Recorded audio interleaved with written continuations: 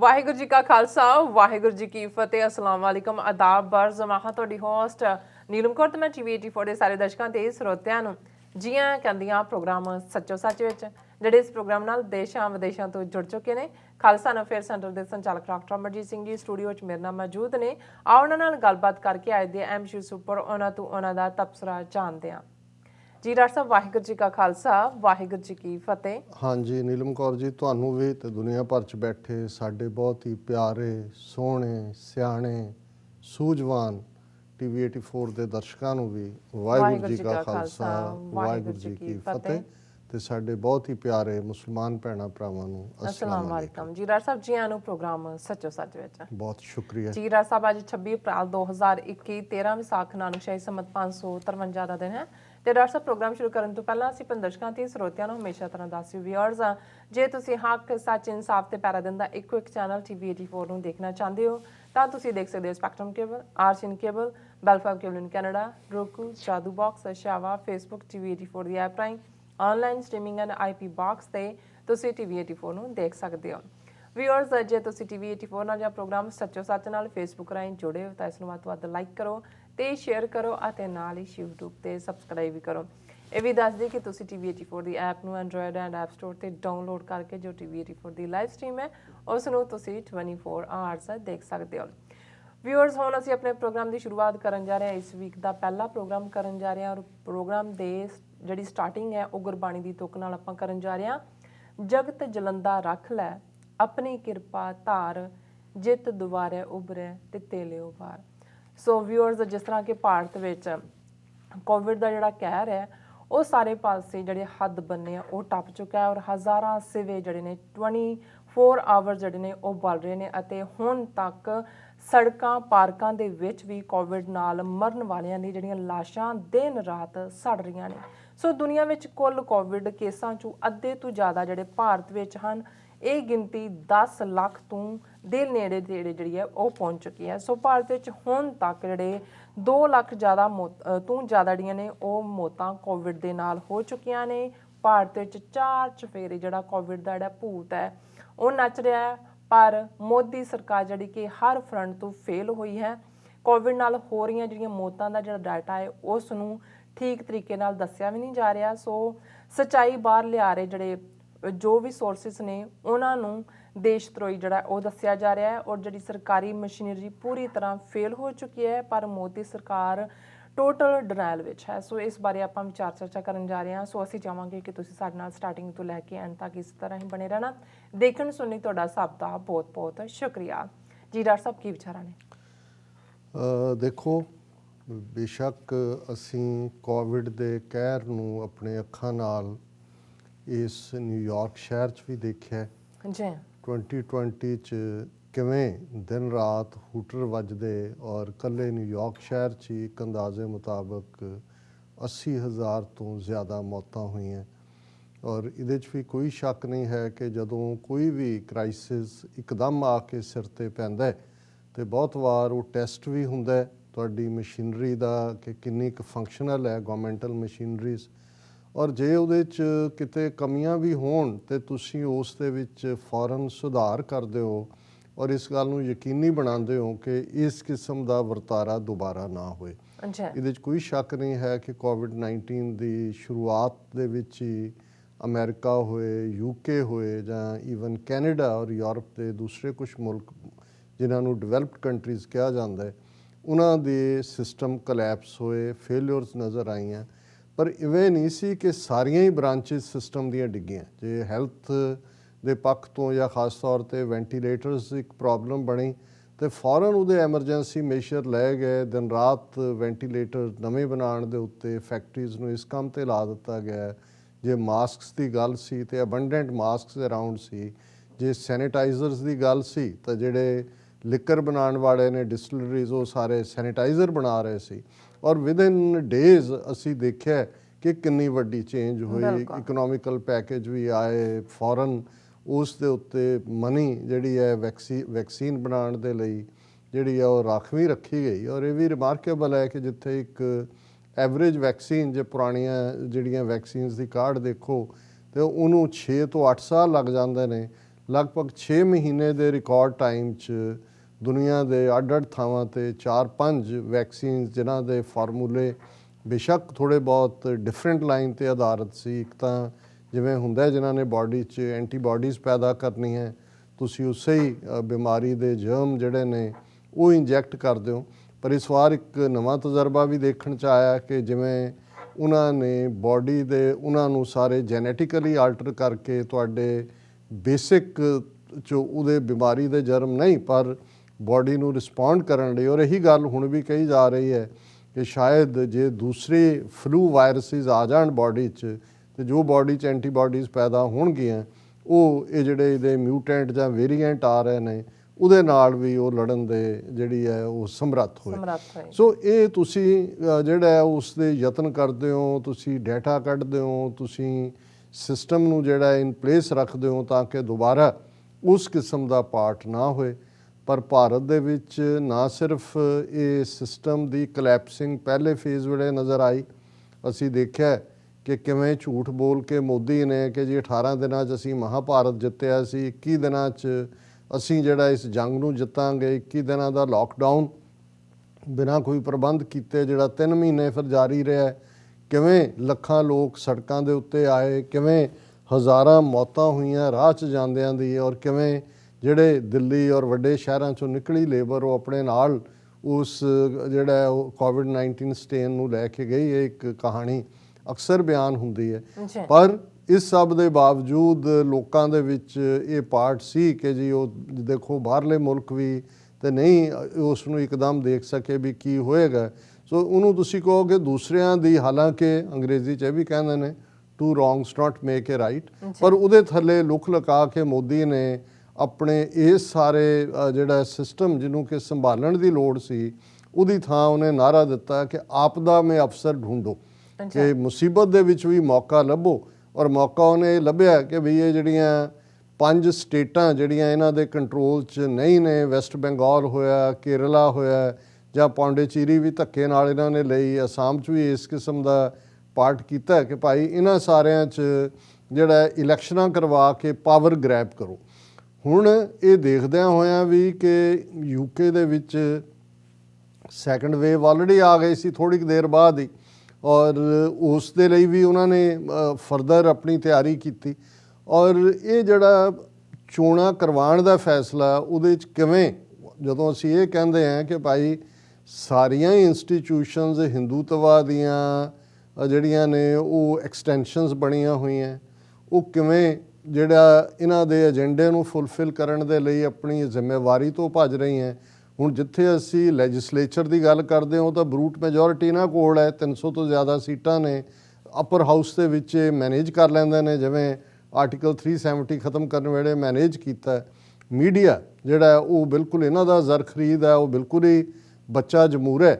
Judiciary ਕਿਵੇਂ ਇਹਨਾਂ ਨੇ ਕਾਬੂ ਕੀਤੀ ਹੈ ਉਹਦਾ ਸਬੂਤ ਹੈ ਕਿ ਕਿਵੇਂ ਕੀ ਜਿਹੜੇ ਕੇਸਿਸ ਨੇ ਉਹ ਹਰ ਚੀਫ ਜਸਟਿਸ ਜਿਹੜਾ ਸਾਲ 1.5 ਸਾਲ ਲਈ ਬਣਦਾ, ਹੁਣ ਉਹ ਇੱਕ ਨਵਾਂ ਗਿਆ, ਬੌਬਡੇ ਗਿਆ, ਇੱਕ ਹੋਰ ਆ ਗਿਆ, ਉਹ ਜਾਣ ਲੱਗੇ ਜਿਹੜੇ ਫੈਸਲੇ ਇਹਨਾਂ ਦੇ ਹੱਕ 'ਚ ਦੇ ਕੇ, ਜਿਹੜਾ ਹੁਣ ਜਿਹੜਾ ਰੰਜਨ ਗੋਗੋਈ ਜਿਹਨੇ ਪਹਿਲੇ ਫੈਸਲੇ ਦਿੱਤੇ ਉਹ ਅਪਰ ਹਾਊਸ 'ਚ ਬੈਠਾ ਹੋਇਆ ਹੈ।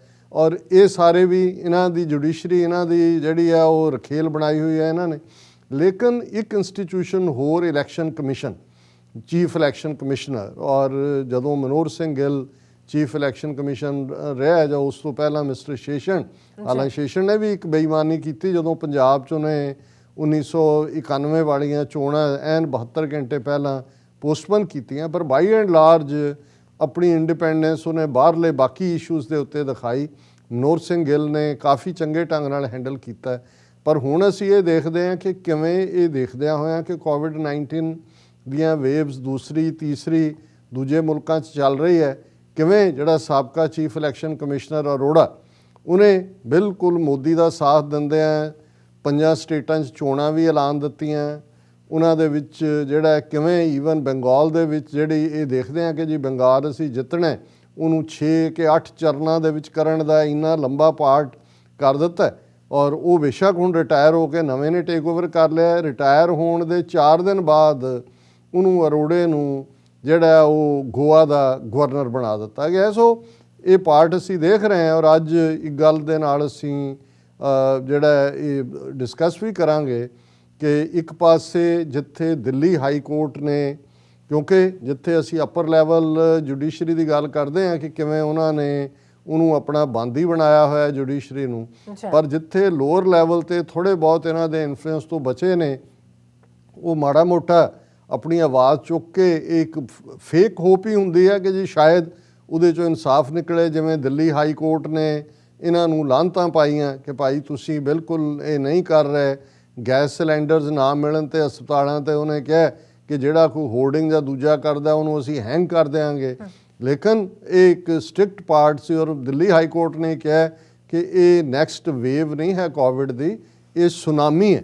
ਹੁਣ ਜਿਨ੍ਹਾਂ ਨੇ ਸੁਨਾਮੀ ਦੇਖੀ ਹੋਈ ਹੈ ਜਾਂ ਉਹਨਾਂ ਨੂੰ ਪਤਾ ਹੈ ਵੀ ਸੁਨਾਮੀ ਕੀ ਹੁੰਦੀ ਹੈ। ਔਰ ਇਸੇ ਲਾਈਨ 'ਚ ਅੱਗੇ ਚੱਲਦੇ ਹਾਂ, ਜਿਵੇਂ ਅਸੀਂ ਚੀਫ ਇਲੈਕਸ਼ਨ ਕਮਿਸ਼ਨਰ ਜਿਹਨੇ ਇਹ ਸਾਰੀਆਂ ਇਲੈਕਸ਼ਨਸ ਐਲਾਨੀਆਂ, ਨਤੀਜੇ ਦੇ ਤੌਰ ਤੇ ਜਿੱਥੇ ਇੱਕ ਪਾਸੇ ਵੱਡੀਆਂ ਵੱਡੀਆਂ ਚੋਣ ਰੈਲੀਆਂ ਦੇ ਵਿੱਚ ਲੋਕਾਂ ਦੇ ਇਕੱਠ, ਔਰ ਇਹ ਸਾਰੇ ਹੀ ਮੋਦੀ, ਅਮਿਤ ਸ਼ਾਹ, ਯੋਗੀ, ਕਿਵੇਂ ਇਹਨਾਂ ਨੇ ਲੱਖਾਂ ਦੀਆਂ ਗੈਦਰਿੰਗਸ ਜਾ ਕੇ, ਜਿਵੇਂ ਮੋਦੀ ਬੇਸ਼ਰਮੀ ਨਾਲ ਕਹਿੰਦਾ ਹੈ ਕਿ ਮੈਂ ਤਾਂ ਧन्य ਹੋ ਗਿਆ ਹੂੰ, ਜਹਾਂ ਤੱਕ ਨਜ਼ਰ ਜਾਤੀ ਹੈ ਲੋਕ ਹੀ ਲੋਕ ਹੈ। ਔਰ ਹੁਣ ਇਹ ਹੈ ਕਿ ਵੈਸਟ ਬੰਗਾਲ ਦੇ ਵਿੱਚ ਹਰ ਤੀਸਰਾ ਬੰਦਾ ਕੋਵਿਡ-19 ਪੋਜ਼ਿਟਿਵ ਹੋ ਸਕਦਾ ਹੈ, ਡਬਲ ਕੇਸ ਹੋ ਗਏ ਨੇ। ਔਰ ਇਸ ਸਾਰੇ ਦੇ ਚੱਲਦਿਆਂ ਮਦਰਾਸ ਹਾਈ ਕੋਰਟ ਨੇ ਅੱਜ ਇੱਕ ਸਖਤ ਸਟ੍ਰਿਕਚਰ ਜਿਹੜਾ ਹੈ ਉਹ ਇਹਨਾਂ 'ਤੇ ਪਾਸ ਕੀਤਾ ਹੈ। ਉਹਨੇ ਕਿਹਾ ਕਿ election commission responsible for second Covid wave officials में भी booked under murder charges Madras high court. और उन्होंने हालां होना वाना कुछ नहीं है, लेकिन मद्रास हाई कोर्ट ने कहा कि भाई ये ਜਿਹੜੇ ਲੋਕ ਮਰ ਰਹੇ ਨੇ ਇਹਨਾਂ ਦਾ ਖੂਨ ਜਿਹੜਾ ਹੈ ਉਹ ਚੀਫ ਇਲੈਕਸ਼ਨ ਕਮਿਸ਼ਨਰ ਦੇ ਸਿਰ ਤੇ ਹੈ ਜਿਹਨੇ ਚੋਣਾਂ ਆਰਡਰ ਕੀਤੀਆਂ, ਔਰ ਉਹਨਾਂ ਦੇ ਉੱਤੇ ਮਰਡਰ ਦਾ ਕੇਸ ਵੀ ਰਜਿਸਟਰ ਹੋ ਸਕਦਾ ਹੈ। ਹਾਲਾਂ ਜਦੋਂ ਦਿੱਲੀ ਹਾਈ ਕੋਰਟ ਬੋਲਿਆ, ਹੁਣ ਮਦਰਾਸ ਬੋਲਿਆ, 2 ਦਿਨ ਪਹਿਲਾਂ ਹੀ ਸੁਪਰੀਮ ਕੋਰਟ ਨੇ ਕਿਹਾ ਨਹੀਂ ਇਹ ਅਸੀਂ ਇਹਦੀ ਸੁਣ ਰਹੇ ਹਾਂ ਇਸ ਕੇਸ ਨੂੰ, ਇਹ ਸਟੇਟ ਹਾਈ ਕੋਰਟਸ ਦੀ ਜੂਰਿਸਡਿਕਸ਼ਨ 'ਚ ਨਹੀਂ ਆਉਂਦਾ, ਲੈ ਦੇ ਕੇ ਨਿਕਲਣਾ ਨਿਕਾਲਣਾ ਕੁਛ ਨਹੀਂ ਹੈ। ਪਰ ਇੱਕ ਗੱਲ ਇਸ ਸਾਰੇ 'ਚੋਂ ਜਿਹੜਾ ਥੋੜ੍ਹਾ ਬਹੁਤ ਵੀ ਬੈਲੈਂਸ ਰੱਖਦਾ ਹੈ ਬੁੱਧੀ ਦਾ ਔਰ ਅਕਲ ਦਾ ਔਰ ਅਨਬਾਇਸ ਦੇਖਣਾ ਚਾਹੁੰਦਾ ਹੈ, ਉਹਨੂੰ ਇਹ ਸਮਝ ਆ ਸਕਦੀ ਹੈ ਕਿ ਕਿਵੇਂ 1930ਵਿਆਂ ਦੇ ਨਾਜ਼ੀ ਜਰਮਨੀ ਵਾਂਗ ਸਾਰੀਆਂ ਇੰਸਟੀਟਿਊਸ਼ਨਸ ਦੇ ਉੱਤੇ ਹਿੰਦੂ ਤਵੀਆਂ ਨੇ ਆਪਣਾ ਪੂਰਾ ਕੰਟਰੋਲ ਕੀਤਾ ਹੋਇਆ। ਔਰ ਇਹ ਉਹਨਾਂ ਦੀ ਨਾਗਪੁਰ ਜਿਹੜਾ RSS ਦਾ ਹੈੱਡਕੁਆਰਟਰ ਹੈ ਉਹਦੀ ਬਿਡਿੰਗ ਦੇ ਉੱਤੇ ਹੀ ਇਹ ਸਭ ਕੰਮ ਹੋ ਰਿਹਾ। ਔਰ ਇਸ ਬਾਰੇ ਕਿਵੇਂ ਨਿਊਯਾਰਕ ਟਾਈਮਸ ਤੋਂ ਲੈ ਕੇ ਦੁਨੀਆ ਭਰ ਦਾ ਮੀਡੀਆ ਕੀ ਕਹਿ ਰਿਹਾ, ਪਰ ਕਿਵੇਂ ਇੱਕ ਡਿਨਾਇਲ ਦੇ ਵਿੱਚ ਹੀ ਨਹੀਂ, ਮੋਦੀ ਸਰਕਾਰ ਕਿਵੇਂ ਫੁੰਕਾਰੇ ਮਾਰਦੀ ਹੈ ਬਿਲਕੁਲ ਉਸ ਨਾਗ ਵਾਂਗ ਜਿਹੜਾ ਬਿਲਕੁਲ ਜਿਸ ਨੇ ਮਿੱਥਿਆ ਹੋਇਆ ਕਿ ਉਹਨੇ ਸਿਰਫ ਤੇ ਸਿਰਫ ਜ਼ਹਿਰ ਫੈਲਾਣਾ, ਉਹਦੇ ਕੋਲ ਹੋਰ ਕੁਝ ਨਹੀਂ ਹੈ ਦੇਣ ਨੂੰ। ਔਰ ਉਹਨਾਂ ਨੇ ਬ੍ਰਿਟਿਸ਼ ਜਾਂ ਬਾਹਰਲੇ ਮੀਡੀਆ ਨੂੰ ਵੀ, ਅਸੀਂ ਇੱਕ ਸੈਗਮੈਂਟ ਆਸਟ੍ਰੇਲੀਅਨ ਮੀਡੀਆ ਨੇ ਕਿਵੇਂ ਮੋਦੀ ਨੂੰ ਇਹ ਸਾਰੀ ਇਸ ਦੇ ਲਈ ਜ਼ਿੰਮੇਵਾਰ ਦੱਸਿਆ, ਔਰ ਕਿਵੇਂ ਇੰਡੀਅਨ ਹਾਈ ਕਮਿਸ਼ਨਰ ਨੇ ਆਫੀਸ਼ੀਅਲੀ ਉਸ ਜਿਹੜਾ 2 ਨਿਊਜ਼ਪੇਪਰਸ ਨੇ ਉਹਨਾਂ ਦੇ ਐਡੀਟਰਸ ਨੂੰ ਲਿਖਿਆ, ਉਹ ਅਸੀਂ ਡੀਟੇਲ 'ਚ ਗੱਲ ਕਰਾਂਗੇ। ਔਰ ਇਸ ਦੇ ਨਾਲ ਅਸੀਂ ਦੇਖਦੇ ਹਾਂ ਕਿ ਕਿਵੇਂ ਇਹ ਸਾਰਾ ਜੇ ਚੋਣ ਰੈਲੀਆਂ ਹੋਣ, ਕੁੰਭ ਦਾ ਮੇਲਾ, ਇੱਕ ਪਾਸੇ ਤੁਸੀਂ ਜਿਹਾਦੀ ਵਾਇਰਸ ਜਿਹਾਦੀ ਕਰੋਨਾ ਵਾਇਰਸ ਬਣਾ ਕੇ ਤਬਲੀਗੀ ਜਮਾਤ ਹੀ ਨਹੀਂ ਸਾਰੇ ਇਸਲਾਮਿਕ ਵਰਲਡ ਨੂੰ ਭੰਡ ਰਹੇ ਹੋ, ਪਰ ਜੇ ਉੱਥੇ ਕੁੰਭ ਦੇ ਉੱਤੇ ਜਿਹੜਾ ਉਹ 1 ਕਰੋੜ ਤੋਂ ਜ਼ਿਆਦਾ ਲੋਕ ਇਕੱਠੇ ਕਰ ਲਏ, ਉਹਨੂੰ ਕਹਿ ਰਹੇ ਜੀ ਇਹ ਆਸਥਾ ਕਾ ਮੇਲਾ। ਔਰ ਹੁਣ ਤੱਕ ਵੀ ਕੋਈ ਇਹ ਡੇਅਰ ਨਹੀਂ ਕਰਦਾ ਉੱਥੇ ਕੋਈ ਇਹਨਾਂ ਨੂੰ ਕਹੇ ਕਿ ਜੀ ਮੋਦੀ ਜ਼ਿੰਮੇਵਾਰ ਹੈ ਇਸ ਦੇ ਲਈ। ਔਰ ਇਹ ਸਾਰਾ ਐਡਮਿਨਿਸਟ੍ਰੇਸ਼ਨ ਜਿਹੜਾ ਕਿ ਔਰ ਈਵਨ ਇਹਨਾਂ ਦਾ ਜਿੱਥੇ ਜ਼ਿਲ੍ਹਾ ਹਰਿਦੁਆਰ ਪੈਂਦਾ ਹੈ ਉੱਤਰਾਖੰਡ ਦੇ ਵਿੱਚ, ਉਹਨਾਂ ਦਾ ਚੀਫ ਮਿਨਿਸਟਰ ਕਹਿ ਰਿਹਾ ਸੀ ਕਿ ਇਹ ਤਾਂ ਜੇ ਅਸੀਂ ਇਹ ਕਹੀਏ ਕਿ ਇਹਦੇ ਨਾਲ ਕੋਵਿਡ ਫੈਲੇਗਾ, ਇਹ ਤਾਂ ਗੰਗਾ ਮਈਆ ਦੀ ਪਵਿੱਤਰਤਾ ਦੇ ਉੱਤੇ ਸਵਾਲ ਹੈ। ਗੰਗਾ ਮਈਆ 'ਚ ਚੁਪਕੀ ਲਾ ਕੇ ਜਿਹੜਾ ਉਹ, ਜਿਵੇਂ ਅੱਜ ਇੱਕ ਸੱਜਣ ਕਹਿ ਰਹੇ ਸੀ ਕਿ ਭਾਈ ਪਾਪ ਤਾਂ ਪਤਾ ਨਹੀਂ ਧੋਤੇ ਗਏ ਕਿ ਨਹੀਂ ਧੋਤੇ ਗਏ, ਪਰ ਗੰਗਾ ਮਈਆ ਨੇ ਕਰੋਨਾ ਸਾਰਿਆਂ ਨੂੰ ਦੇ ਦਿੱਤਾ। ਹੁਣ ਉਸ ਸਾਰੇ ਨੂੰ ਤੁਸੀਂ ਦੇਖ ਲਓ ਵੀ ਅਜੇ ਤੱਕ ਕੋਈ ਮੀਡੀਆ ਦੇ ਵਿੱਚ ਇਹ ਚਰਚਾ ਨਹੀਂ ਕਿ ਜਿਹੜੇ ਹਜ਼ਾਰਾਂ ਲੋਕ ਰੋਜ਼ਾਨਾ ਮਰ ਰਹੇ ਨੇ। ਔਰ ਤੁਸੀਂ ਬਿਲਕੁਲ ਠੀਕ ਕਿਹਾ ਕਿ ਇਸ ਵੇਲੇ ਜਿਹੜੀਆਂ ਰਿਪੋਰਟਸ ਨੇ ਉਹ ਇਕੱਲੇ ਸ਼ਮਸ਼ਾਨ ਘਾਟਾਂ 'ਚ ਤਾਂ 24 ਆਵਰਸ ਜਿਹੜੇ ਨੇ ਉਹ ਪਾਇਰਸ ਚਿਖਾਵਾਂ ਬਲ ਰਹੀਆਂ ਨੇ, ਪਰ ਹੁਣ ਇਹ ਓਪਨ ਸੜਕਾਂ ਦੇ ਉੱਤੇ, ਪਾਰਕਾਂ ਦੇ ਵਿੱਚ, ਕਈ ਥਾਂ ਤੇ ਖੇਤਾਂ ਦੇ ਵਿੱਚ ਹੀ ਪਿੰਡਾਂ ਵਾਲਿਆਂ ਨੂੰ ਤਾਂ ਇਹ ਪਾਰਟ ਹੈ। ਔਰ ਲੁੱਟ ਖਸੁੱਟ ਦਾ ਕੀ ਆਲਮ ਹੈ। ਔਰ ਅੱਜ NDTV ਨੇ ਵੀ ਔਰ ਦੂਸਰੇ ਮੀਡੀਆ ਨੇ ਵੀ ਇਸ 'ਤੇ ਰਿਪੋਰਟਿੰਗ ਕੀਤੀ ਹੈ ਕਿ ਕਿਵੇਂ ਈਵਨ 10 ਕਿਲੋਮੀਟਰ ਦੇ ਸਫ਼ਰ ਨੂੰ ਤੈਅ ਕਰਨ ਲਈ ਜੇ ਤੁਸੀਂ ਐਂਬੂਲੈਂਸ ਕਾਲ ਕਰਦੇ ਹੋ ਜਿਹਦੇ ਕੋਲ ਆਕਸੀਜਨ ਨਹੀਂ ਹੈ, ਤੁਸੀਂ ਆਪਣੀ ਆਕਸੀਜਨ ਕਹਿੰਦੇ ਹੋ ਜੀ ਸਾਡੇ ਕੋਲ ਸਿਲੰਡਰ ਹੈ, ਤੇ ਉਹ ਉਹਦਾ 15,000 ਰੁਪਈਆ ਮੰਗਦੇ ਨੇ। ਔਰ ਜੇ ਅੱਧੇ ਕੁ ਜਾ ਕੇ ਮਰੇ ਹੁੰਦੇ ਨੇ, ਉੱਥੋਂ ਤੁਸੀਂ ਸ਼ਮਸ਼ਾਨ ਘਾਟ ਤੱਕ ਜਾਣਾ ਹੈ ਜਿਹੜਾ 7 ਕਿਲੋਮੀਟਰ ਹੈ ਜਾਂ 8 ਕਿਲੋਮੀਟਰ ਹੈ, ਤੇ ਉਹਦੇ ਅੱਗੋਂ 20,000 ਰੁਪਈਏ ਦੀ ਡਿਮਾਂਡ। ਯਾਨੀ ਇੱਕ ਪਾਸੇ ਜਿੱਥੇ ਇਨਸਾਨੀਅਤ ਦਾ ਬਿਲਕੁਲ ਜਲੂਸ ਕੱਢਿਆ ਜਾ ਰਿਹਾ ਹੈ, ਉੱਥੇ ਅਸੀਂ ਗੱਲ ਕਰਾਂਗੇ। ਔਰ ਸਾਡੇ ਜ਼ਮੀਨੀ ਰਿਪੋਰਟਰ ਨੇ, ਗਰਾਊਂਡ ਰਿਪੋਰਟਰ ਨੇ ਜਾ ਕੇ ਜਿਵੇਂ ਗਾਜ਼ੀਆਬਾਦ ਦੇ ਵਿੱਚ ਇੰਦਰਪੁਰਮ ਗੁਰਦੁਆਰਾ ਸਾਹਿਬ ਦੇ ਬਾਹਰ ਜਿੱਥੇ ਕਿ ਲੰਬੀ ਲਾਈਨ ਜਿਹੜੀ ਹੈ ਉਹ ਲੱਗੀ ਹੋਈ ਹੈ ਜਿਨ੍ਹਾਂ ਨੂੰ ਆਕਸੀਜਨ ਦਿੱਤੀ ਜਾ ਰਹੀ ਹੈ, ਉਹ ਗਰਾਊਂਡ ਰਿਪੋਰਟ ਉਹਨਾਂ ਨੇ ਲਿਆਂਦੀ ਉੱਥੋਂ ਜਾ ਕੇ। ਔਰ ਉਹਦੇ 'ਚ ਸਾਊਂਡ ਬਾਈਟਸ ਵੀ ਨੇ। ਔਰ ਇੱਕ MLA ਕਹਿ ਰਿਹਾ ਕਿ ਇਹ ਭਗਵਾਨ ਨੇ ਔਰ ਅਸੀਂ ਇਹਨਾਂ ਨੂੰ ਕੀ ਕਹਿੰਦੇ ਰਹੇ ਹਾਂ। ਉਹ ਕਹਿ ਰਹੇ ਇਹਨਾਂ ਨੂੰ ਮੰਨੋ, ਇਹਨਾਂ ਸਿੱਖਾਂ ਨੂੰ, ਕਿ ਕਿਵੇਂ ਜਿਨ੍ਹਾਂ ਨੂੰ ਤੁਸੀਂ ਬਦਨਾਮ ਕੀਤਾ ਅੱਜ ਉਹੀ ਤੁਹਾਡੀ ਮਦਦ ਹੈ ਨੇ। ਸੋ ਇਹੀ ਨਹੀਂ, ਹੋਰ ਵੀ ਸੰਸਥਾਵਾਂ ਜਿਵੇਂ ਅਸੀਂ ਜ਼ਿਕਰ ਕੀਤਾ ਸੀ ਕਿ ਜਿਨ੍ਹਾਂ ਮੁਸਲਮਾਨਾਂ ਨੂੰ ਦੇਸ਼ ਧਰੋਹੀ ਕਹਿੰਦੇ ਸੀ, ਉਹ ਦਿੱਲੀ ਦੀਆਂ ਮਸੀਤਾਂ ਹੋਣ, ਲਖਨਊ ਹੋਏ, ਕਾਨਪੁਰ ਹੋਏ, ਕੰਨਿਆ ਕੁਮਾਰੀ ਤੱਕ ਅੱਜ ਮਸੀਤਾਂ ਜਿਹੜੀਆਂ ਨੇ ਉਹ ਕੋਵਿਡ ਹਸਪੀਟਲ 'ਚ ਕਨਵਰਟ ਨੇ, ਉਹ ਆਕਸੀਜਨ ਵੀ ਪ੍ਰੋਵਾਈਡ ਕਰ ਰਹੇ ਨੇ। ਲੇਕਿਨ ਦੂਸਰੇ ਪਾਸੇ ਤੁਹਾਨੂੰ ਇਹ ਰਾਮ ਮੰਦਰ ਦੇ ਨਾਂ 'ਤੇ ਅਰਬਾਂ ਰੁਪਈਏ ਖਾ ਜਾਣ ਵਾਲੇ ਇੰਨੇ ਅਮੀਰ ਤ੍ਰਿਪੁਤੀ ਮੰਦਰ ਤੋਂ ਲੈ ਕੇ ਦੂਸਰੇ ਜਿੱਥੇ ਟਨਾਂ ਦੇ ਟਨ ਸੋਨੇ, ਤੁਹਾਨੂੰ ਕਿਤੇ ਨਜ਼ਰ ਨਹੀਂ ਆਏਗਾ ਕਿ ਕਿਤੇ ਮੰਦਰ ਦੇ ਵਿੱਚ ਲੰਗਰ ਲੱਗਾ ਹੋਇਆ, ਕਿਸੇ ਮੰਦਰ ਦੇ ਵਿੱਚ ਜਿਹੜਾ ਉਹ ਕੋਵਿਡ ਦੇ ਮਰੀਜ਼ਾਂ ਨੂੰ ਰੱਖਿਆ ਹੋਇਆ। ਔਰ ਇਸ ਸਾਰੇ ਦੇ ਚੱਲਦਿਆਂ ਅਸੀਂ ਇਸ ਬਾਰੇ ਹੋਰ ਵੇਰਵੇ ਨਾਲ ਗੱਲ ਕਰਾਂਗੇ। ਪਰ ਪਹਿਲਾਂ ਕਿਉਂਕਿ ਵੀਕਐਂਡ 'ਤੇ ਜਾਂ ਕਮਿਊਨਿਟੀ ਰਿਲੇਟਡ ਵੀ ਖਬਰਾਂ ਹੁੰਦੀਆਂ ਨੇ, ਅਸੀਂ ਬੇਸ਼ੱਕ ਸਾਡਾ ਦਿਲ ਜਿਵੇਂ ਤੁਸੀਂ ਗੁਰਬਾਣੀ ਦੇ ਫਰਮਾਨ ਨਾਲ ਸ਼ੁਰੂ ਕੀਤਾ ਕਿ ਇੱਕ ਪਾਸੇ ਤਾਂ ਧੁਰ ਅੰਦਰ ਚਤੇ ਪੈ ਰਹੀ ਅਰਦਾਸ ਹੈ, ਜਗਤ ਜਲੰਦਾ ਰੱਖ ਲੈ ਆਪਣੀ ਕਿਰਪਾ ਧਾਰ, ਜਿਤ ਦੁਆਰੈ ਉਭਰੈ ਤਿਤੈ ਲਿਹੋ ਉਵਾਰ। ਕਿ ਹੇ ਵਾਹਿਗੁਰੂ, ਹੇ ਅੱਲਾਹ ਤਾਲਾ, ਹੇ ਖੁਦਾ, ਹੇ ਰੱਬੁਲ ਆਲਮੀਨ, ਇਸ ਸਾਰੇ ਸੰਸਾਰ ਨੂੰ ਜਿਹੜਾ ਇਸ ਵੇਲੇ ਸੜ ਰਿਹਾ ਇਸ ਬਿਮਾਰੀ ਦੀ ਅੱਗ ਵਿੱਚ, ਜਗਤ ਜਲੰਦਾ ਰੱਖ ਲੈ। ਜਗ ਸੜ ਰਿਹਾ ਬੇਸ਼ੱਕ, ਇੱਕ ਪਾਸੇ ਵਿਕਾਰਾਂ ਦੀ ਵਾਇਸਿਸ ਦੀ ਅੱਗ ਹੈ, ਕਾਮ ਕ੍ਰੋਧ ਲੋਭ ਮੋਹ ਹੰਕਾਰ ਅਨਾ ਹਸਦ, ਜਿਹਦੇ 'ਚ ਅਸੀਂ ਦਿਨ ਰਾਤ ਸੜਦੇ ਹਾਂ। ਪਰ ਇਸ ਵੇਲੇ ਜਿਹੜੀਆਂ ਮਗ ਦੀਆਂ ਚਿਖਾਵਾਂ ਨੇ, ਮਰ ਰਹੇ ਕਬਰਸਤਾਨ 'ਚ ਦਫਨਾਏ ਜਾ ਰਹੇ ਲੋਕ ਨੇ, ਉਹ ਇਕੱਲਾ ਇੱਕ ਭਾਰਤ ਤਾਂ ਇਸ ਵੇਲੇ ਦੁਨੀਆ ਦੇ ਵਿੱਚ ਜਿੰਨੇ ਕੋਵਿਡ ਕੇਸ ਐਵਰੇਜ ਆ ਰਹੇ ਨੇ 24 ਘੰਟੇ 'ਚ, ਅੱਧੇ ਤੋਂ ਜ਼ਿਆਦਾ ਭਾਰਤ 'ਚ ਨੇ। ਪਰ ਇਸ ਦਾ ਫੈਲਾਅ ਬ੍ਰਾਜ਼ੀਲ ਦੇ ਵਿੱਚ ਵੀ ਹੈ ਔਰ ਬੰਗਲਾਦੇਸ਼, ਪਾਕਿਸਤਾਨ 'ਚ ਵੀ ਉਹਨਾਂ ਨੇ ਜਿਹੜੇ ਇਸ ਦੇ ਸਟੈਪਸ ਨੇ, ਸੇਵਿੰਗ ਸਟੈਪਸ, ਉਹ ਉਹਨਾਂ ਨੇ ਲੈਣੇ ਸ਼ੁਰੂ ਕੀਤੇ ਨੇ। ਔਰ ਉਹਨਾਂ ਦੀ ਜਿਹੜੀ ISPR ਹੈ, ਉਹਨਾਂ ਨੇ ਅੱਜ ਪ੍ਰੈਸ ਬਰੀਫਿੰਗ ਕਰਕੇ ਕਾਫੀ, ਕਿਉਂਕਿ ਪਾਕਿਸਤਾਨ ਦੇ ਵਿੱਚ ਇਹ ਉਹਨਾਂ ਨੂੰ ਜਿਹੜੀ ਉਹਨਾਂ ਦੀ ਫੌਜ ਔਰ ਐਮਰਜੈਂਸੀ ਹੈਂਡਲਿੰਗ ਉਹ ਬੈਸਟ ਹੈ, ਕਿਉਂਕਿ ਚੇਨ ਆਫ ਕਮਾਂਡ ਵੀ ਹੈ, ਪਤਾ ਵੀ ਹੈ ਕਿੱਥੋਂ ਆਉਣਾ ਹੈ। ਉਹ ਉਹਨਾਂ ਨੂੰ ਮਿਲਟਰੀ ਸੈਕਟਰਸ ਦੇ ਵਿੱਚ ਸਿਵਲ ਸੈਕਟਰਸ 'ਚ ਬਦਲ ਦਿੰਦੇ ਨੇ। ਔਰ ਚੇਨ ਆਫ ਕਮਾਂਡ ਔਰ ਲੋਕਾਂ ਦਾ ਵੀ ਇਤਕਾਦ ਆਪਣੀ ਫੌਜ ਦੇ ਉੱਤੇ ਹੈ, ਇਹਦੇ 'ਚ ਕੋਈ ਸ਼ੱਕ ਨਹੀਂ ਹੈ। ਇਹੀ ਕਾਰਨ ਹੈ ਕਿ ਈਵਨ ਬੇਸ਼ੱਕ ਡੈਮੋਕ੍ਰੇਸੀ 'ਚ ਇਹ ਗੱਲ ਬੜੀ ਔਡ ਲੱਗਦੀ ਹੁੰਦੀ ਹੈ ਜੀ, ਮਾਰਸ਼ਲ ਲਾਅ ਲਾ ਦਿੱਤਾ ਹੈ ਜਾਂ ਫੌਜ ਆ ਗਈ, ਪਰ ਕਦੇ ਇਹ ਨਹੀਂ ਹੋਇਆ ਕਿ ਫੌਜ ਨੇ ਆ ਕੇ ਟੇਕ ਓਵਰ ਕੀਤਾ ਹੋਏ ਤੇ ਲੋਕ ਲੜ ਰਹੇ ਹੋਣ ਫੌਜ ਦੇ ਖਿਲਾਫ।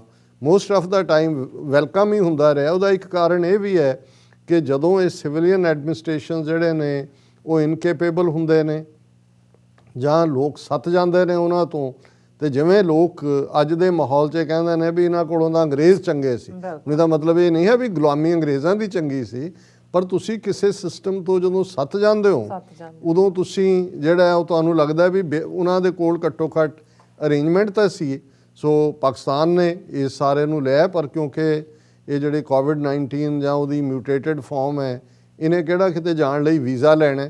ਹੁਣ ਤਾਂ ਤੁਸੀਂ ਵਾਹਗਾ ਹੁਸੈਨੀ ਵਾਲਾ ਤੋਂ ਲੈ ਕੇ ਲਖਪਤ ਤੱਕ ਜਿਹੜਾ ਉਹ ਰੁਕਾਵਟਾਂ ਖੜੀਆਂ ਕਰ ਸਕਦੇ ਹੋ। ਸੋ ਇਹ ਬੰਗਲਾਦੇਸ਼ ਵੀ ਉਹਦਾ ਤੇਜ਼ੀ ਨਾਲ ਵਧਿਆ ਸੀ ਗ੍ਰਾਫ, ਹੁਣ ਥੋੜ੍ਹਾ ਕੰਟਰੋਲ ਹੋਣਾ ਸ਼ੁਰੂ ਹੋਇਆ। ਕਿੰਨਾ ਕੁ ਹੈ ਕੀ ਨਹੀਂ, ਕਿਉਂਕਿ ਇਹਨਾਂ ਮੁਲਕਾਂ 'ਚ ਜੋ ਨਿਕਲਦਾ ਵੀ ਹੈ ਡਾਟਾ, ਉਹਦੇ 'ਤੇ ਵੀ ਤੁਸੀਂ ਇਤਬਾਰ ਨਹੀਂ ਕਰ ਸਕਦੇ। ਪਰ ਇਸ ਬਾਰੇ ਹੋਰ ਵੇਰਵੇ ਨਾਲ ਗੱਲ ਕਰਨ ਤੋਂ ਪਹਿਲਾਂ ਕਿ ਕਿਵੇਂ ਭਾਰਤ ਦੀਆਂ ਸਾਰੀਆਂ ਇੰਸਟੀਟਿਊਸ਼ਨਸ ਜਿਹੜੀਆਂ ਨੇ ਇਸ ਸਾਰੇ 'ਚ ਅਗੇਨ ਕੋਲੈਪਸ ਨਜ਼ਰ ਆਈਆਂ। ਔਰ ਜਿਹੜਾ ਇੱਕ ਨਿਊਯਾਰਕ ਟਾਈਮਸ ਦੇ ਨਾਲ ਇੰਟਰਵਿਊ ਦਿੰਦਿਆਂ ਇੱਕ ਡਾਕਟਰ ਨੇ ਲਫ਼ਜ਼ ਕਹੇ, ਉਹਨੂੰ ਹੀ ਅਸੀਂ ਇਸ ਸੈਗਮੈਂਟ ਦਾ ਜਿਹੜਾ ਹੈ ਉਹ ਅਨੁਮਾਨ ਵੀ ਦਿੱਤਾ ਹੈ। ਉਹਨੇ ਕਿਹਾ ਕਿ it is a complete massacre of data, ਕਿ ਇਹ ਡਾਟੇ ਦਾ ਕਤਲੇਆਮ ਹੈ, ਕਿਉਂਕਿ ਮੋਦੀ ਸਰਕਾਰ ਟੋਟਲ ਡਿਨਾਇਲ 'ਚ ਹੈ। ਜਿੱਥੇ ਸ਼ਮਸ਼ਾਨ ਘਾਟਾਂ ਵਾਲੇ ਕਹਿੰਦੇ ਨੇ ਕਿ ਜੀ ਅਸੀਂ 24 ਘੰਟੇ ਦੇ ਵਿੱਚ 400 ਮੁਰਦੇ ਜਿਹੜੇ ਨੇ ਉਹ ਸਾੜੇ ਨੇ, ਉੱਥੇ ਉਹਨਾਂ ਦੀ ਫਿਗਰ ਆ ਰਹੀ ਹੈ 43। ਹੁਣ ਮਤਲਬ ਇਹ ਨਹੀਂ ਹੈ ਕਿ ਤੁਸੀਂ ਅੱਧੇ ਕਰ ਦਿੱਤੇ, ਜਾਂ ਮਤਲਬ 10 ਟਾਈਮਸ, ਕਈ ਥਾਂ 20 ਟਾਈਮਸ, ਈਵਨ 50 ਟਾਈਮਸ ਜਿਹੜਾ ਹੈ ਉਹ ਨੰਬਰ ਹੈ। ਔਰ ਅਸੀਂ ਦਰਦ ਮਹਿਸੂਸ ਕਰਦੇ ਹਾਂ। ਔਰ ਜਦੋਂ ਇਹ ਫਰਮਾਨ ਹੈ ਕਿ ਭਾਈ ਜਿੱਤ ਦੁਆਰ ਹੈ ਉਬਰ ਹੈ ਤੇ ਤਹੇ ਵਾਹਿਗੁਰੂ ਸੇਵ ਕਰ, ਆਪ ਹੀ ਰਹਿਮਤ ਕਰੋ, ਇਹ ਸਾਰੀ ਜਲਦੀ ਮਨੁੱਖਤਾ ਨੂੰ ਜਿਹੜਾ ਇਹ ਸਾਰੇ ਦੁੱਖ ਚੋਂ ਕੱਢੋ। ਲੇਕਿਨ ਜਿਵੇਂ ਮੈਂ ਕਮਿਊਨਿਟੀ ਰਿਲੇਟਡ, ਪਹਿਲੀ ਗੱਲ ਤਾਂ ਅੱਜ ਦੀਪ ਸਿੱਧੂ, ਔਰ ਇਹੀ ਦਿੱਲੀ ਹੈ ਜਿਹੜੀ ਅੱਜ ਸੜ ਰਹੀ ਹੈ, ਜਿਹੜੀ ਜਿਸ ਦਿੱਲੀ ਨੂੰ ਕਦੇ rape capital of the world ਕਿਹਾ ਗਿਆ, ਅੱਜ ਇਹ ਕੋਵਿਡ-19 ਕੈਪੀਟਲ ਆਫ ਦਾ ਵਰਲਡ ਹੀ ਨਹੀਂ ਹੈ।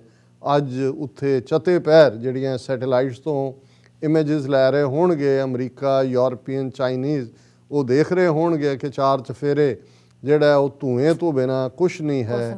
ਕ੍ਰੈਮੇਟੋਰੀਅਮ ਵੀ, ਔਰ ਇਸੇ ਨਿਊਯਾਰਕ ਟਾਈਮਸ ਦੀ ਰਿਪੋਰਟ ਸੀ ਕਿ ਵੀ ਹੁਣ ਜਿਹੜੇ ਕ੍ਰੈਮੇਟੋਰੀਅਮ ਨੇ ਅਲਟੀਮੇਟਲੀ ਤਾਂ ਆਇਰਨ ਫਰਨੇਸ ਹੀ ਹੁੰਦੇ ਨੇ, ਭੱਠੀਆਂ ਨੇ ਲੋਹੇ ਦੀਆਂ। ਉਹਨਾਂ ਨੇ ਕਿਹਾ ਵੀ ਉਹਨਾਂ ਨੂੰ ਰੈਸਟ ਹੀ ਨਹੀਂ ਹੈ 24 ਘੰਟੇ 'ਚ, ਉਹਨਾਂ ਦਾ ਲੋਹਾ ਵੀ ਮੈਲਟ ਕਰ ਗਿਆ। ਔਰ ਲੱਕੜਾਂ ਦਾ ਜਿਹੜੇ ਕ੍ਰੈਮੇਟੋਰੀਅਮ ਜਿਹੜੇ ਸ਼ਮਸ਼ਾਨ ਨੇ ਉਹਦੇ 'ਚ ਹੁਣ ਉਹ ਕਹਿੰਦੇ ਨੇ ਜੀ ਲੱਕੜਾਂ ਸਾਡੇ ਕੋਲ ਨਹੀਂ ਹੈਗੀਆਂ, ਆਪਣੀਆਂ ਲੈ ਕੇ ਆਓ। ਉਹ ਘਰੋਂ ਵਿਚਾਰੇ ਲੱਕੜਾਂ ਵੀ ਕਿਵੇਂ ਪਹੁੰਚਾਉਂਦੇ ਨੇ ਜਾਂ ਕੀ, ਔਰ ਉਹਦੇ 'ਚ ਵੀ ਕਈ ਘੰਟੇ ਦੀ ਵੇਟ ਹੈ।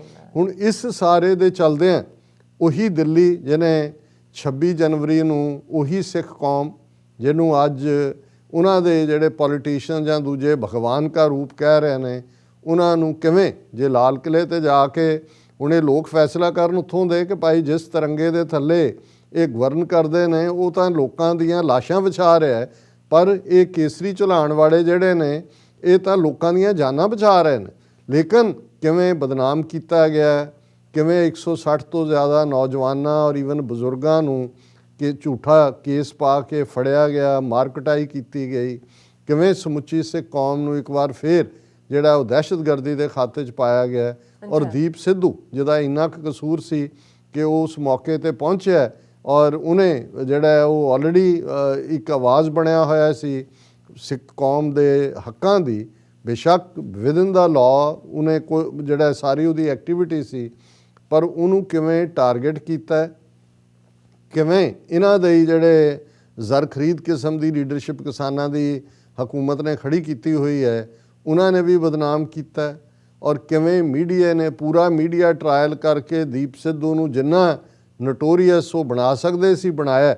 ਔਰ ਜੇ ਇੱਕ ਕੇਸ 'ਚ ਜ਼ਮਾਨਤ ਹੋਈ ਉਹਨਾਂ ਦੀ, ਨਾਲ ਦੀ ਨਾਲ ਛੱਡਣ ਤੋਂ ਪਹਿਲਾਂ ਜਿਹੜਾ ਉਹ ਦੂਸਰਾ ਕੇਸ ਪਾ ਦਿੱਤਾ ਗਿਆ ਲਾਲ ਕਿਲੇ 'ਚ ਲੁੱਟ ਦਾ।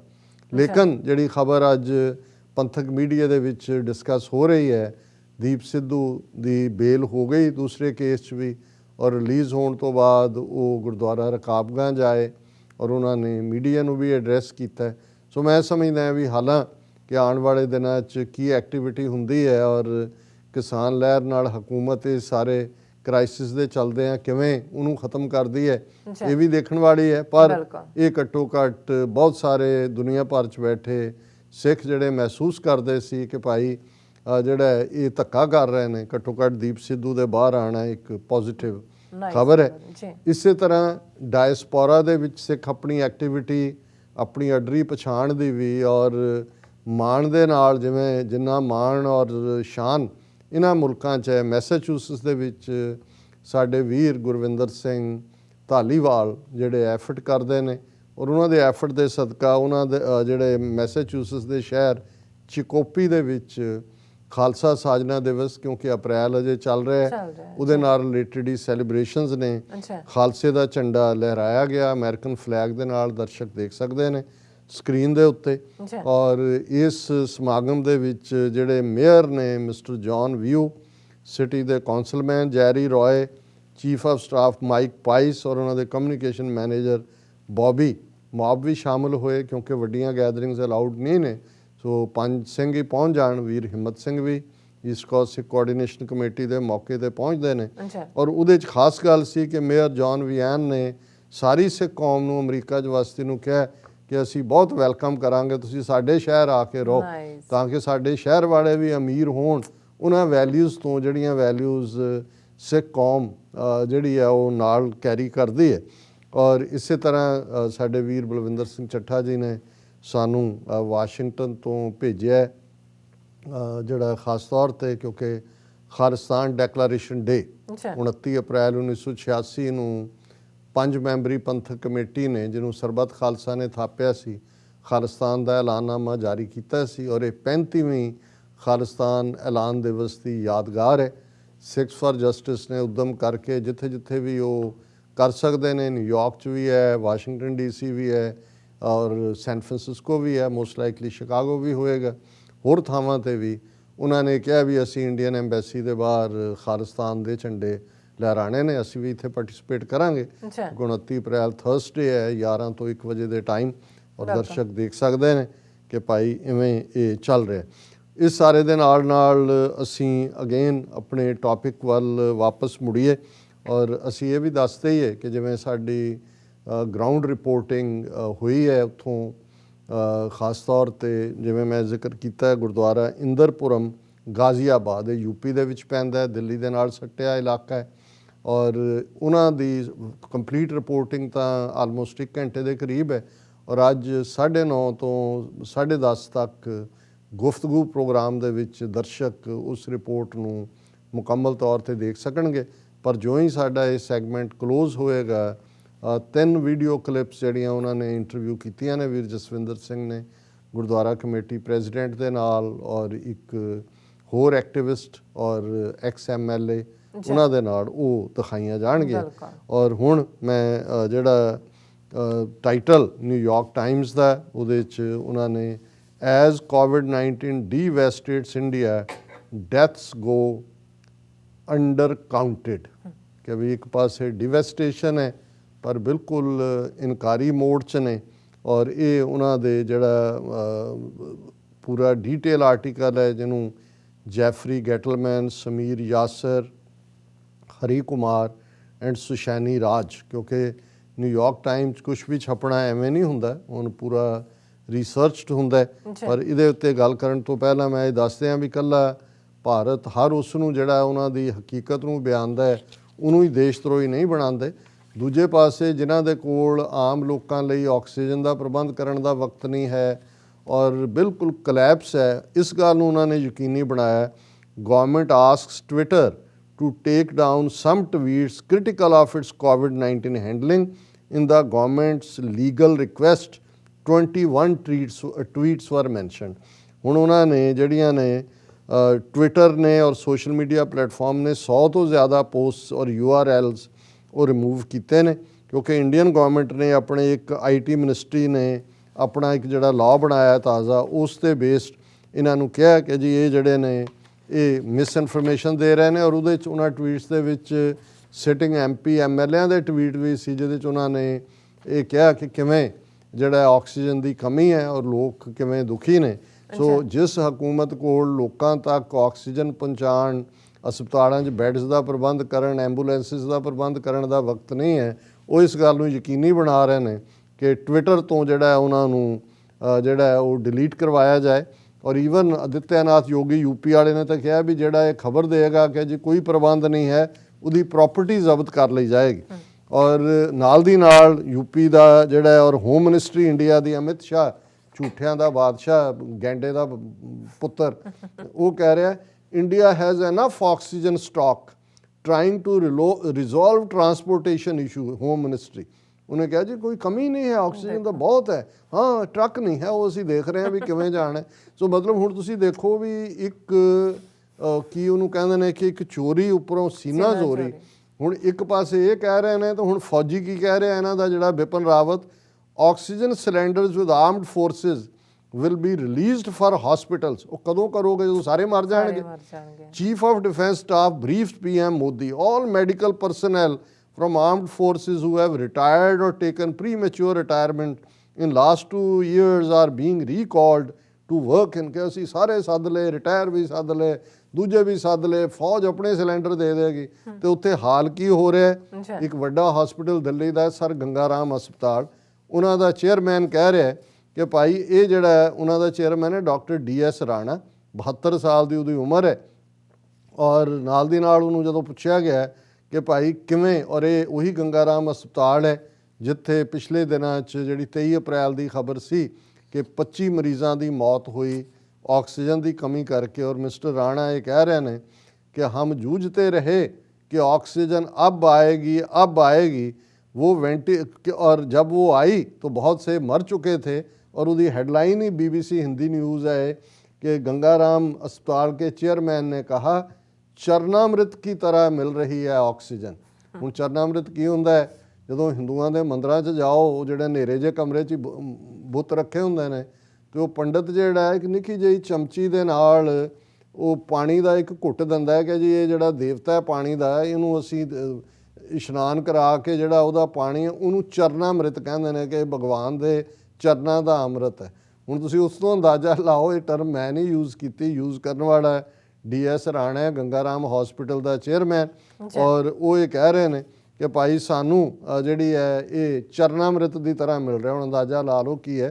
ਔਰ ਨਾਲ ਹੀ ਇਹ BBC ਦੀ ਸਟੋਰੀ ਕਹਿ ਰਹੀ ਹੈ ਵੀ ਇਹ ਕਹਾਣੀ ਕੱਲੀ ਗੰਗਾ ਰਾਮ ਹਸਪਤਾਲ ਦੀ ਨਹੀਂ, ਦਿੱਲੀ ਦਾ ਬਤਰਾ ਹਸਪਤਾਲ, ਸਰੋਜ ਹਸਪਤਾਲ, ਮੂਲਚੰਦ ਹਸਪਤਾਲ, ਪੈਟਾਮੈਟ ਹਸਪਤਾਲ ਸਾਰੇ ਹੀ ਆਕਸੀਜਨ ਦੀ ਕਮੀ ਨਾਲ ਜੂਝ ਰਹੇ ਨੇ। ਔਰ ਇਹ ਉਹਨਾਂ ਨੇ ਕਿਹਾ ਕਿ ਭਾਈ ਲੋਕ ਗਿੜਗੜਾ ਰਹੇ ਨੇ ਆਕਸੀਜਨ ਦੀ ਕਮੀ ਦੇ ਨਾਲ। ਸੋਸ਼ਲ ਮੀਡੀਆ 'ਤੇ ਸੈਲੀਬ੍ਰਿਟੀਜ਼ ਨੂੰ, ਲੀਡਰਾਂ ਨੂੰ, ਪ੍ਰਧਾਨ ਮੰਤਰੀ ਨੂੰ, ਹੈਲਥ ਮਿਨਿਸਟਰ ਨੂੰ, ਚੀਫ ਮਿਨਿਸਟਰਸ ਨੂੰ ਟੈਗ ਕਰ ਰਹੇ ਨੇ। ਔਰ ਇਸ ਵੇਲੇ ਜਿਹੜੀ ਹੈ ਮਰਨ ਵਾਲਿਆਂ ਦੀ ਗਿਣਤੀ 2 ਲੱਖ ਤੋਂ ਜ਼ਿਆਦਾ ਹੈ, ਲੇਕਿਨ ਜਿਹੜਾ ਹੈ ਉਹ ਕਿਤੇ ਵੀ ਕੋਈ ਕਿਸੇ ਦੀ ਸੁਣਵਾਈ ਨਹੀਂ ਹੈ, ਕੋਈ ਰੀਫਿਲ ਨਹੀਂ ਹੋ ਰਿਹਾ, ਕੋਈ ਦੂਸਰਾ ਨਹੀਂ ਹੋ ਰਿਹਾ। ਔਰ ਇਹ ਹਾਲ ਜਾਣੀ ਕਿੱਥੋਂ ਤੱਕ ਹੈ, IIT scientist revise prediction say active covid cases likely to peak at 38 to 48 lakh in mid-May। ਔਰ ਇਹ ਪਹਿਲਾਂ ਉਹਨਾਂ ਨੇ ਜਿਹੜਾ ਪ੍ਰੈਡਿਕਸ਼ਨ ਸੀ ਉਹ 33 ਤੋਂ 35 ਲੱਖ ਸੀ ਕਿ ਵੀ ਮਈ ਅੱਧ ਤੱਕ ਆਉਂਦੇ ਇੰਨੇ ਹੋਣਗੇ। ਹੁਣ ਉਹ ਕਹਿ ਰਹੇ ਨੇ ਕਿ 38 ਤੋਂ 48 ਲੱਖ ਲੋਕ ਜਿਹੜੇ ਨੇ ਉਹ COVID-19 ਦਾ ਸ਼ਿਕਾਰ ਹੋਣਗੇ ਮਿਡ-May ਤੱਕ ਪਹੁੰਚਦੇ। ਔਰ ਅਗੇਨ ਨਿਊਯਾਰਕ ਟਾਈਮਸ ਦੀ ਸਟੋਰੀ ਦਾ ਮੈਂ ਬਹੁਤ ਹਿੱਸਾ ਤਾਂ ਹੁਣ ਨਹੀਂ ਪੜ੍ਹ ਸਕਾਂਗਾ, ਪਰ ਇਹ ਉਹਨਾਂ ਨੇ ਕਿਹਾ ਕਿ ਵੀ India's corona virus second wave is rapidly sliding into devastating crisis with hospitals unbearably full, oxygen supplies running low, desperate people dying in line waiting to see doctors, and mounting evidence that the actual death toll is far higher than officially reported। ਅਸੀਂ beginning 'ਚ ਇਹ ਕਿਹਾ ਸੀ ਕਿ ਭਾਈ hospital ਭਰੇ ਹੋਏ ਨੇ, ਲੰਬੀਆਂ ਲਾਈਨਾਂ ਔਰ ਦਿਨ ਰਾਤ ਸਿਵੇ ਬਲ ਰਹੇ ਨੇ। Each day the government reports more than 300,000 new infection. ਹਰ ਰੋਜ਼ 3 ਲੱਖ ਨਵੇਂ ਕੇਸ ਆ ਰਹੇ ਨੇ, world ਰੈਕਰਡ।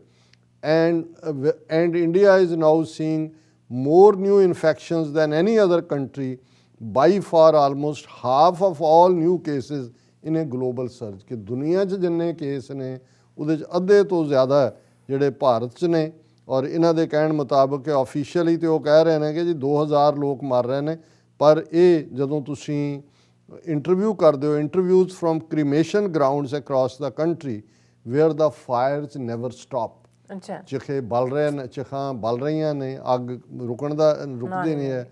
Portray an extensive pattern of deaths far exceeding the official figures. ਕਿਤੇ ਅੱਗੇ ਜਾ ਕੇ ਜੋ ਸਰਕਾਰ ਕਹਿ ਰਹੀ ਹੈ, nervous politicians and hospital administrators may be undercounting or overlooking large numbers of dead, analyst say. ਉਹਨਾਂ ਨੇ ਕਿਹਾ ਜੀ ਇਹ ਇਗਨੋਰ ਕਰ ਰਹੇ ਨੇ।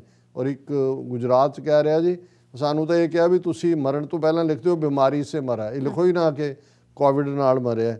ਐਂਡ ਗ੍ਰੀਵਿੰਗ ਫੈਮਲੀਜ਼, ਉਹਨਾਂ ਨੇ ਕਿਹਾ ਵੀ ਕੁਛ ਹਾਲਤਾਂ 'ਚ ਪਰਿਵਾਰ ਵੀ ਆਪਣੇ ਜਿਹੜੇ ਮਰੇ ਨੇ ਕੋਵਿਡ-19 ਨਾਲ ਉਹਨੂੰ ਲੁਕਾ ਰਹੇ ਨੇ, ਕਿਉਂਕਿ ਉਹਨਾਂ ਨੂੰ ਫਿਰ ਉੱਥੇ ਕ੍ਰੀਮੇਸ਼ਨ ਗਰਾਊਂਡ 'ਚ ਘੰਟਿਆਂ ਬੱਧੀ ਡੀਕਣਾ ਪੈਂਦਾ ਹੈ, ਕਿਉਂਕਿ ਜਿਹੜੇ ਕੋਵਿਡ ਡੈਡ ਨੇ ਉਹਨਾਂ ਦੇ ਲਈ ਸਪੈਸ਼ਲ ਅਰੇਂਜਮੈਂਟ ਕਰਨਾ ਪੈਂਦਾ ਹੈ। ਔਰ ਉਹ ਵੀ ਲੁਕਾਉਣ ਦੀ ਕੋਸ਼ਿਸ਼ ਕਰ ਰਹੇ ਨੇ। ਔਰ ਉਹਦੇ 'ਤੇ ਹੀ ਜਿਹੜਾ ਮੈਂ ਉਹਨਾਂ ਦੇ ਮਿਸਟਰ ਭਰਨਾਮਾਪਕਰ Mukherjee, an epidemiologist at University of Michigan, who has been following India closely, said it is a complete massacre of data. Data ਦਾ ਕਤਲੇਆਮ ਹੈ.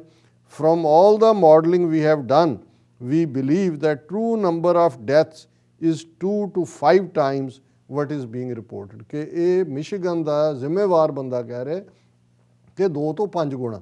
ਹੁਣ ਤੁਸੀਂ ਦੇਖੋ ਜੇ ਉਹ 3000 ਮੌਤਾਂ ਕਹਿ ਰਹੇ ਨੇ ਤੇ 15000 ਮਿਨੀਮਮ ਨੇ, ਮਿਨੀਮਮ ਇਹ ਐਵਰੀ ਡੇ ਚੱਲ ਰਿਹਾ ਹੈ। ਔਰ ਨਾਲ ਦੀ ਨਾਲ ਉਹਨਾਂ ਨੇ ਫਿਰ ਉਹਨਾਂ ਨੇ ਬਾਕੀ ਸਾਰੇ ਸ਼ਹਿਰਾਂ ਦਾ, ਅਹਿਮਦਾਬਾਦ ਦਾ ਔਰ ਨਾਲ ਦੀ ਨਾਲ ਜਿਹੜਾ ਉਹ ਤੇਲੰਗਾਨਾ ਦਾ, ਔਰ ਨਾਲ ਉਹਨਾਂ ਨੇ ਕਿਹਾ less than 10% of Indians have gotten even 1 dose despite India being the world's leading vaccine manufacturer.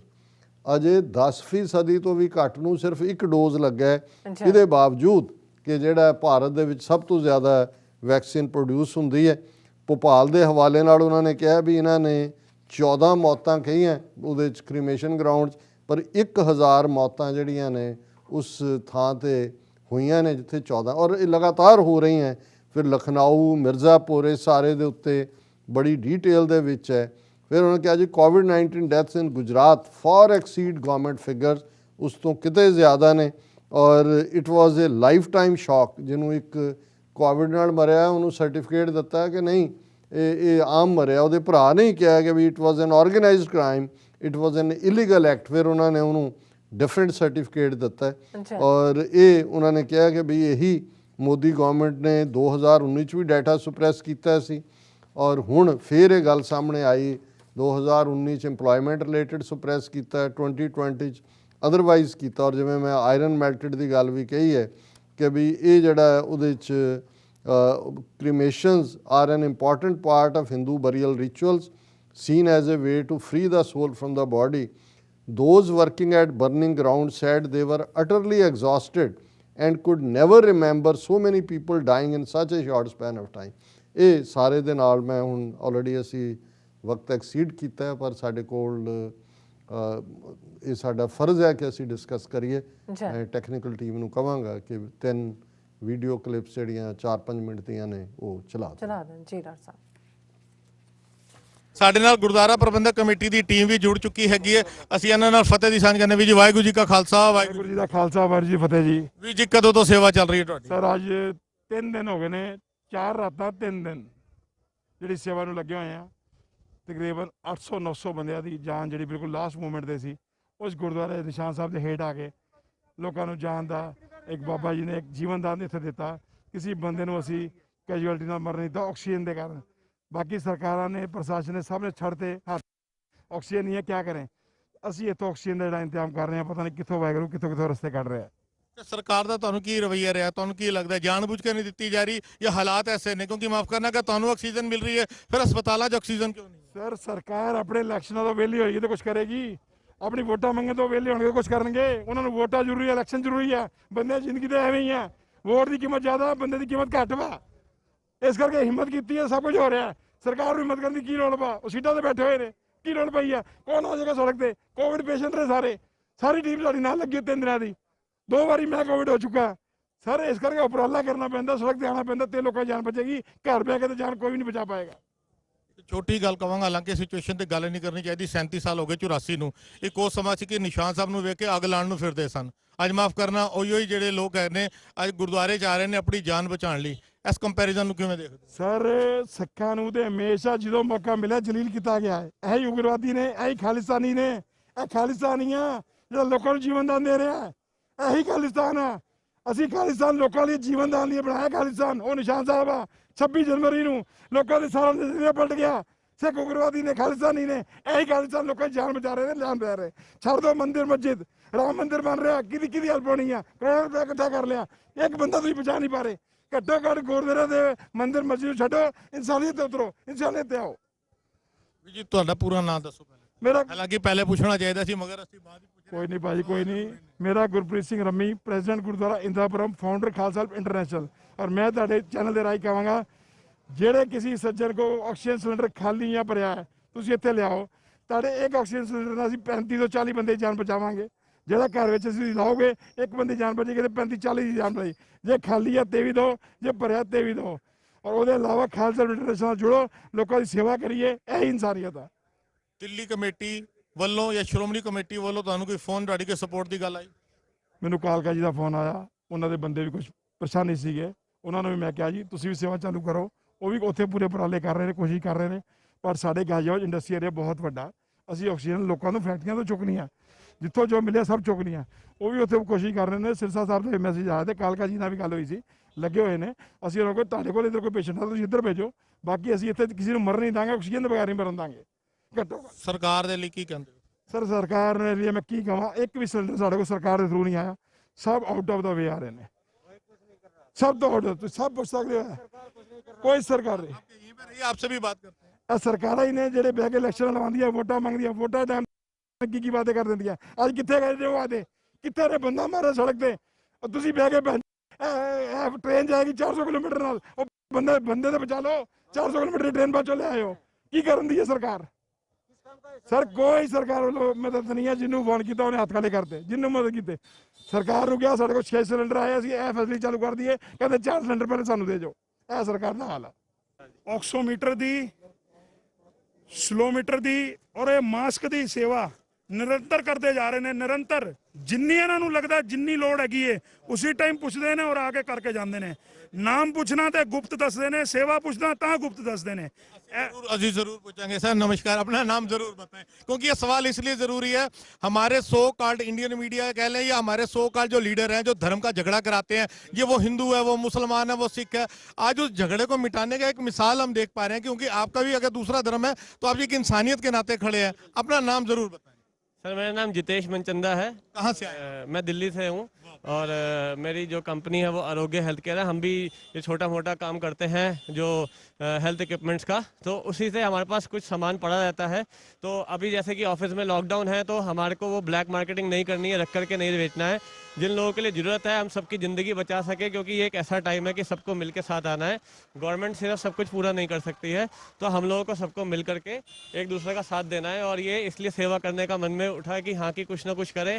घर पे बैठे हुए हम लोग यंग हैं, मैं सबसे रिक्वेस्ट करता हूँ जो यंग लोग हैं वो अपने पोस्ट से, सोशल मीडिया से, जैसे भी करके आप ज़्यादा से ज़्यादा इस चीज़ को एक दूसरे की कैसे भी हेल्प करें। अगर एक ज़िंदगी भी बचा लेते हैं तो समझिए बहुत बड़ा काम कर लिया। ਵਾਹਿਗੁਰੂ ਜੀ ਕਾ ਖਾਲਸਾ ਵਾਹਿਗੁਰੂ ਜੀ ਕੀ ਫਤਿਹ। ਸੰਗਤ ਜੀ, ਅਸੀਂ ਲਗਾਤਾਰ ਆਪਣੀ ਕਵਰੇਜ ਕਰ ਰਹੇ ਹੈਗੇ ਆ ਗੁਰਦੁਆਰਾ ਇੰਦਰਾਪੁਰਮ ਦੇ ਅੰਦਰ। ਸਾਡੇ ਨਾਲ ਜਿਹੜੇ ਇੱਥੇ ਦੇ ਐਕਸ ਐਮਐਲਏ ਹੈਗੇ ਨੇ ਪੰਡਿਤ ਅਮਰਪਾਲ ਸ਼ਰਮਾ ਜੀ, ਜਿਹੜੇ ਇੱਥੇ ਦੇ ਐਕਸ ਐਮਐਲਏ ਨੇ, ਉਹ ਲਗਾਤਾਰ ਆਪਣੀਆਂ ਸੇਵਾਵਾਂ ਜਾਰੀ ਰੱਖ ਰਹੇ ਨੇ। ਅਸੀਂ ਇਹਨਾਂ ਨਾਲ ਗੱਲ करने हैं। शर्मा जी क्या कहेंगे? सबसे पहले तो इस कोविड की सिचुएशन के अंदर जो मौजूदा हालात है, ऑक्सीजन की कमी है, लोग इतने कोविड से नहीं मर रहे जितना डर के मारे, एक दहशत, एक भय से कि हाय हमारा ऑक्सीजन लेवल कम हो जाएगा, हमें ऑक्सीजन की जरूरत पड़ेगी, उससे ज़्यादा मौत हो रही है। सरकारों का काम था इस सिचुएशन को संभालना। सरकारें कहीं ना कहीं फेल है। जो सी मर्जी सरकार हो, हम किसी एक पार्टी की बात ही नहीं करते, चाहे दिल्ली की केजरीवाल सरकार कह लें, केंद्र की बीजेपी की सरकार कह लें, सरकारें सारी फेल हैं।